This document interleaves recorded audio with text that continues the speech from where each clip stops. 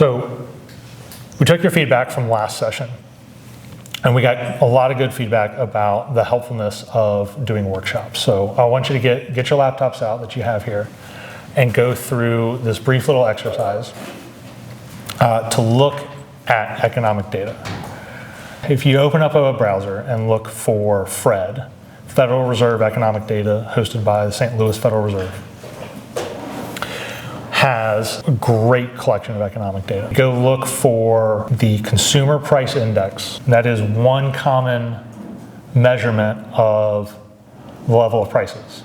The CPI is calculated by taking a basket of goods, and it keeps a fixed basket and just measures changes in the cost to buy that basket over time. If you go to FRED and you pull up CPI, you can find the headline CPI. When often you see news reports about the CPI, they're reporting on the all items in the US city average. So I've got on here as well, in the parentheses, are the mnemonics. So FRED is this big database, and they have codes for for finding individual economic series.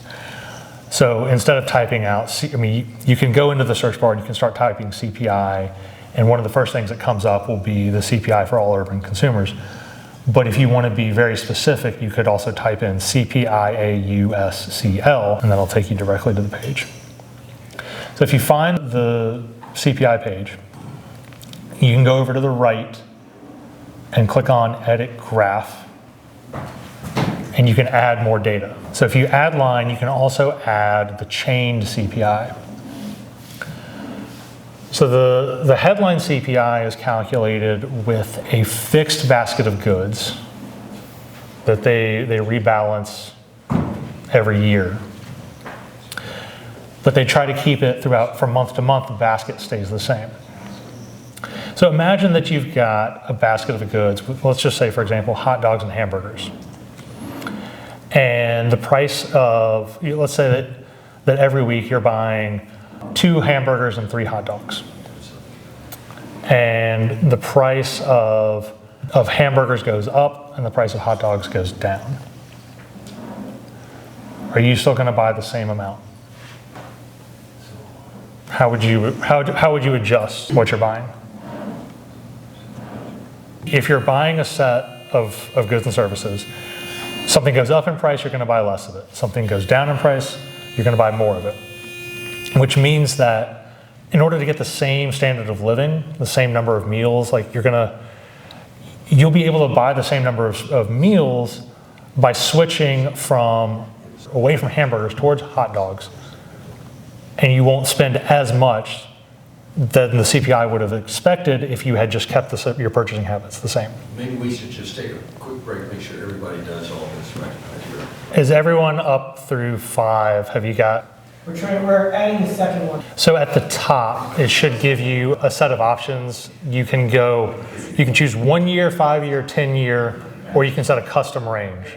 So the series pops up, it'll show you the price index in levels. So actually what it's calculating is not a dollar figure cost, because they reweight the CPI every year with a new bundle that reflects the purchasing habits of a particular family. They report the CPI as an index number, which is this unitless measurement that is set to 100, 82, 84 average.